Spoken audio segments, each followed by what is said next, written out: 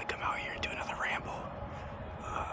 If things are too loud out here, you guys just let me know in the comments or anything like that. But I kind of like the essence going on out here. I kind of like the noise of the I-75 right across from me. And look at this.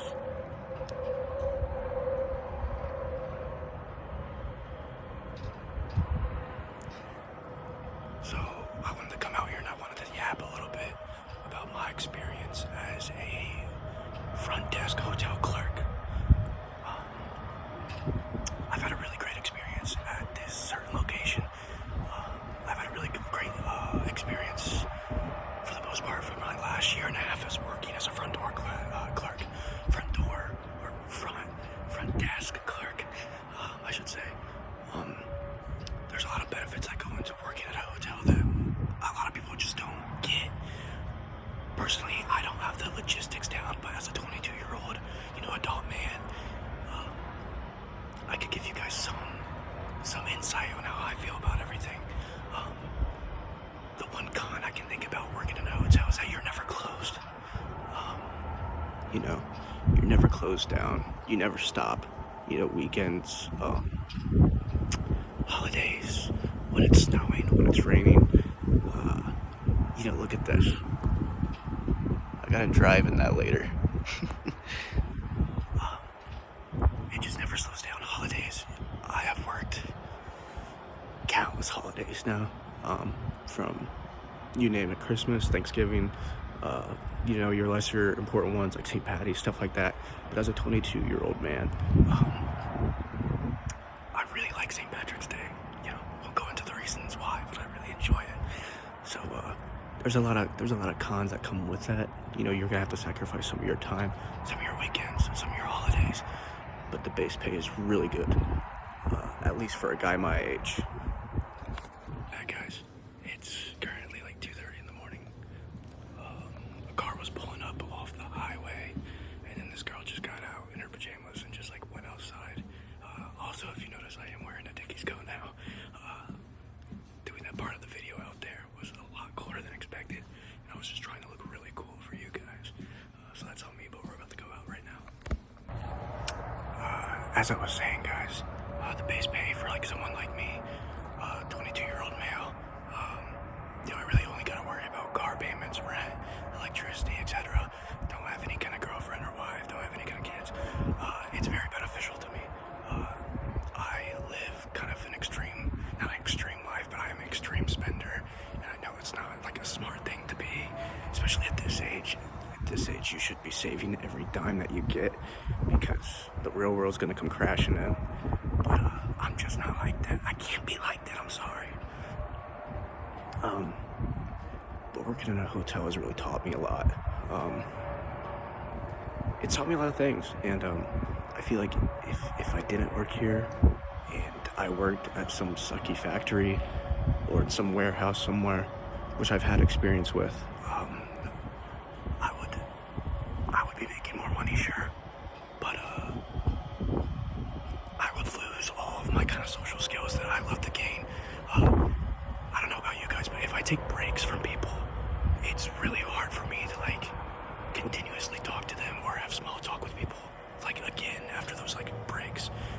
So having a job like this where I come in every day and there's a new story, there's a new person, a new life, a new chapter of somebody I've never met, and they're coming and telling me about their family, their friends, their stories, what they ate last night, what they ate today, what are they drinking, or just the small stuff like that.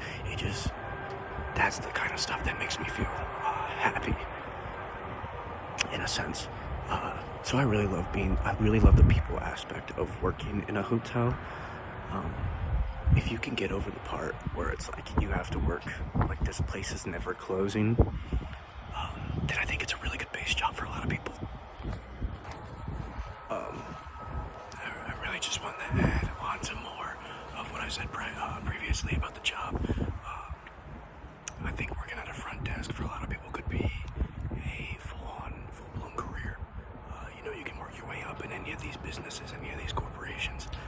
And to anybody out there who is thinking about, working at a hotel, just do it. helps you more than just, put food on the table. Your people skills, your common sense, finding out how to solve problems when you're in the thick of it. This job has everything. So I really just wanted to add this for more context into that part, because I feel like I didn't do too good of a job with explaining how much goes on in here, because I can sit here all day and tell you how easy it is to work a job like this, but when shit really hits the fan, it is a lot harder job than what some people would expect. So if you are thinking about coming into this field of work, do it and prove to yourself that you can do it. And yeah, that's really all I got for it. Alright guys, sorry if that was a little bit too windy for your guys' speed, or if the quality kind of sounds bad, or if the mic sounds bad. I'm really sorry. I really just like the yap, and it looked perfect outside for a little yap session and a little bit of an aesthetic with the snow. So I just wanted to get out all my yaps over there. Right now, after going through that little session of me just talking about how much I do enjoy this job, and trust me, it is a great job. I want to get into some of the stories that I've had with some people, a couple of run-ins I've had with some people here. So yeah, let's get into it. All right. So one of the first stories I would like to tell you guys is the curious case of homeless George. That's what I like to call it. I don't know. A lot of my coworkers around here name this guy George. I don't actually know his name, nor do I really want to know it. But he's like the run-of-the-mill homeless guy who's always at the hotel. So when I started this job, I was freshly 21 years old. My parents left to go move to Florida. I stayed back because I just really kind of wanted my own space out here. So I was just kind of like a kid, didn't really know too much about this industry, didn't know how to work a hotel or anything like that. All I knew is that I just didn't want to work in a factory job or a warehouse, because I've done that before, and that's a video for a different time. So the curious case of homeless George. The first time I got the pleasure to meet George was, I want to say it was around fall 2022, around September, October, somewhere in that region. And it was one of the first night audits. I was working alone. When I first started working here, I worked with a male boss who maybe trained me for 2 days before he was fired. So there was never anybody to really fill in that hole that he left, to like really train me. So my first couple of nights here were I was basically all self-trained. So this was probably my third or fourth night alone in the hotel at this time of night. Like I said, it's 2 a.m. right now, 2:30 a.m., somewhere along those lines. So I was doing my basic checks, going throughout the whole hotel, checking up and down the stairs and the elevators, walking around the hotel. You have to walk around the perimeter. It's nightly audit stuff, you just gotta check your surroundings, check your perimeter, check that no one's doing anything too crazy or anything. So as I was doing that, I was moving up the stairs, and just to preface this, I have a really creepy mind. I watch a lot of, crazier, scarier kind of YouTube, TikTok-ish stuff. So my mind is always on alert. And I remember just having this gut feeling going from floor to floor to floor, and it's usually just me on edge. Well, on the third floor, I heard kind of a bang from the downstairs. Not downstairs, and I feel like it was really just playing with my head. Like it was probably God just pulling the strings on me. Like I heard something, but I felt like I heard something, so I came directly downstairs. Right now, I'm in our breakfast area, and I checked this whole breakfast area. I checked our staff room. I checked in the back rooms where your housekeepers go to do laundry, and nothing's there. Nothing's happening. I'm like, okay. After that moment, I kind of sit down. I have myself like an hour or so where I start watching. At that time, I was probably watching Sopranos or BoJack Horseman. Get through an episode or two of that. And I'm like, man, I really have to piss. Because if you work at a hotel, you get all these kind of snacks and drinks, and you're just like, all right, I'll take them. So, I'm probably 2 coffees down, a Coca-Cola down as well. I'm like, I gotta piss. So I'm walking through the hallway, and as I'm walking through the hallway, I trip over homeless George, who's sitting there waiting for his wife to get out of the men's restroom. And that was one of my first nights on the job. Summer 2023, probably around the end of summer, August, July, somewhere around that timeline. I come in for my daily audit. At that time, I was working audit nonstop, 5-6 days a week. I was delirious all the time. I had a horrible sleep schedule. I was just going through the motions. But stuff like this, kids, is why you give at least one night job a chance in your life. Unless you just get rich really fast. So, I come in for my regular night shift. We have a great housekeeper who's always here with me at nights as well. She's the best. One of my good friends who works here. And her and I are usually just chatting it up over at the front desk when we get a break. When I get a break to chill, when she can chill out on laundry and doing her normal house cleaning duties. And we're just chilling over there. So, as we're both talking, we both lock eyes because there's like a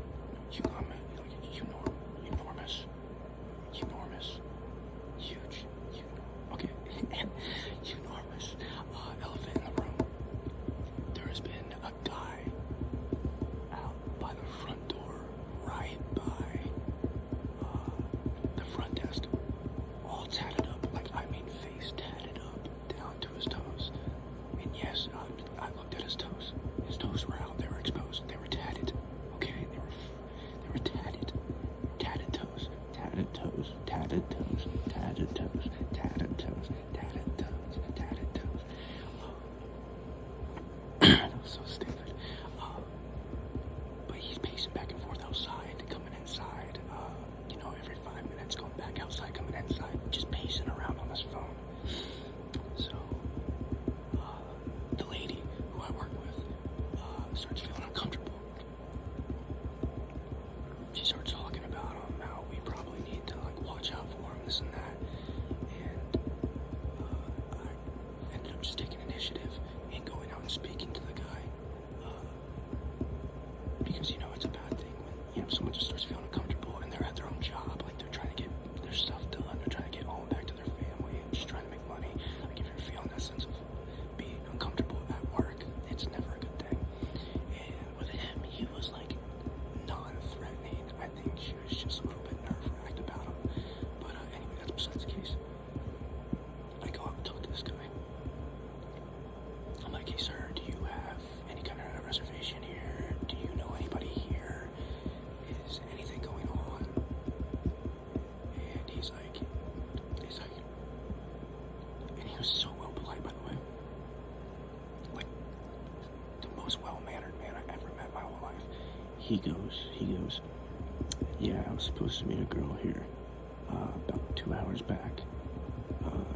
She called me from her room, or he called us, and we sent him to the room number that she was in for a call. So she gave him her room number and everything. And I think somewhere along the line, this has a lot of loose ends, by the way, this is still not figured out. Somewhere along the lines, he could have forgot it, or she told him he was gone, or she was gone, somewhere along those lines. Something happened there where he never went up to the room. He never approached this woman. That's the bottom line.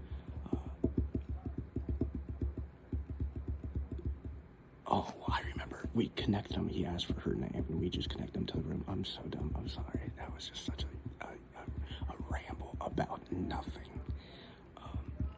That's on me. So I was like, oh, okay, well, if she doesn't want to see you, I'm sorry. There's nothing we can do here.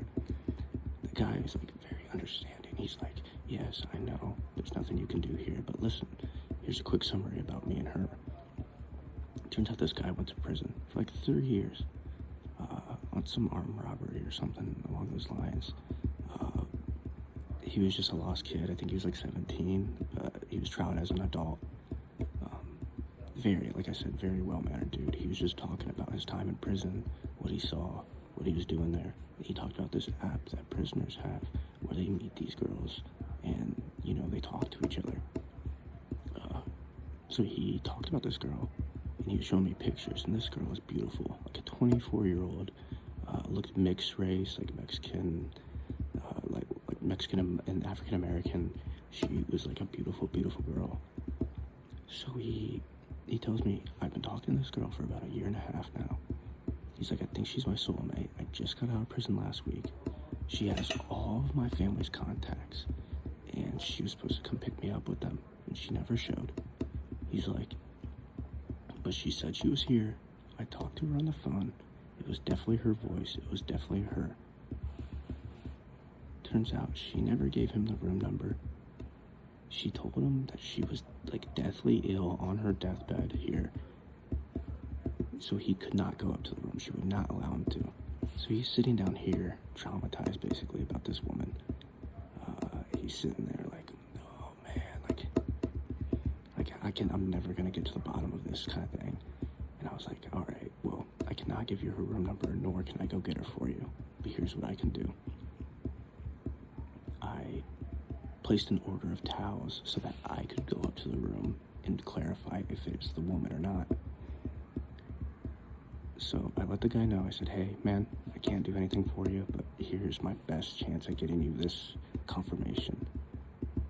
I go up there, I get about 2 or 3 towels, and I'm like, knock on her door, and I'm like, hey, I'm like, did you order some towels about 1 hour or 2 hours ago? I don't know if you did or not. I just got to work. People were saying this was the room number where I needed to bring him.